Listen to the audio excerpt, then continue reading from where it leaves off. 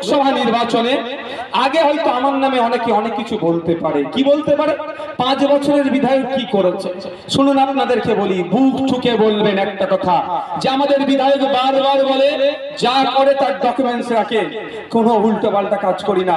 ভাঙড়ের আমার এমপি ল্যাডের থেকে উন্নয়নের জন্য যেগুলো আমি করতে চেয়েছি, কোথায় মন্দিরের সামনে লাইট দরকার, শ্মশানে তাদের দাহ করার পরে তাদের স্নান করার সময় যে ঘাটের প্রয়োজন আছে তার কথা বলেছি, কোথায় মসজিদে যাওয়ার জন্য লাইটের প্রয়োজন আছে, তাদের পানীয় জলের সমস্যা আছে, সমস্ত বিষয়গুলো কিন্তু আমার হাতে তার টাকা আসে না, আমি নোট করে ডিস্ট্রিক্টে পাঠিয়েছি।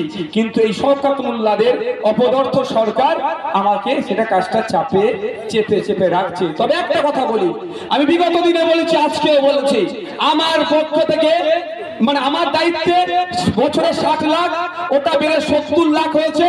যে 5 বছরে যে টাকা বরাদ্দ হবে, আমি আপনাদের বলি, যদি সরকার আটকে রাখে, আমি মানুষের কাছ থেকে ভিক্ষা করে নিয়ে এসে এই 3 কোটি 3.5 কোটি টাকা ভাঙড়ের মানুষের জন্য খরচ করব। 1 নম্বর কথা।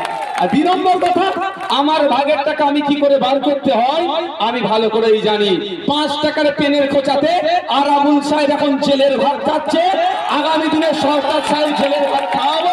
তো আমার নামে যে টাকা বরাদ্দ করা হয়েছে, অর্থাৎ ভাঙড়বাসীর উন্নয়নের জন্য সেটাকে আমি বুঝিয়ে দেবো। তবে একটা কথা আপনাদের বলে যাই, আপনারা দায়িত্ব নেবেন, আপনাদেরকে দায়িত্ব নিতে হবে যে আমার 5 বছর শেষ হওয়ার সাথে সাথে 5 বছরে এই টাকাটা কোথায় কিভাবে খরচ করেছি, কোথায় কত টাকা খরচ করেছি, এবং এই 5 বছরে একজন এমএলএ হিসাবে কি কি পারফরমেন্স করেছি, আপনাদের জন্য কটা বিধানসভায় বলেছি, কৃষকদের জন্য কটা বিধানসভায় বলেছি, হিমঘরের জন্য কি দাবি তুলেছি, ভাঙড় স্পোর্টস কমপ্লেক্সের জন্য কি কথা বলেছি, ভাঙড়ের হোস্টেলের জন্য কি কথা বলেছি, ভাঙড়ের কলেজের জন্য কি কথা বলেছি, সমস্তটাই আমি কাগজে ভরে খামের মাধ্যমে আরাবুল সাহেবের বাড়ি থেকে শুরু করে কাইচার সাহেবের বাড়ি পর্যন্ত পৌঁছে দেবো। সমস্ত ভোটারদের বাড়ি আমি পৌঁছে দেবো, থামে বলবো, আর 5 বছরের পারফরমেন্স কি আমার সেটা ওখানে জানিয়ে দেবো। ব্যাপারটা হচ্ছে এখন লোকসভা নির্বাচন, আমরা যাকে 2019-এ লোকসভায় পাঠিয়েছিলাম এই আমাদের সুখ দুঃখের কথা বলার জন্য, যখন সিএ এর বিরুদ্ধে বিল পাস হচ্ছিল তার বিরোধিতা করার জন্য।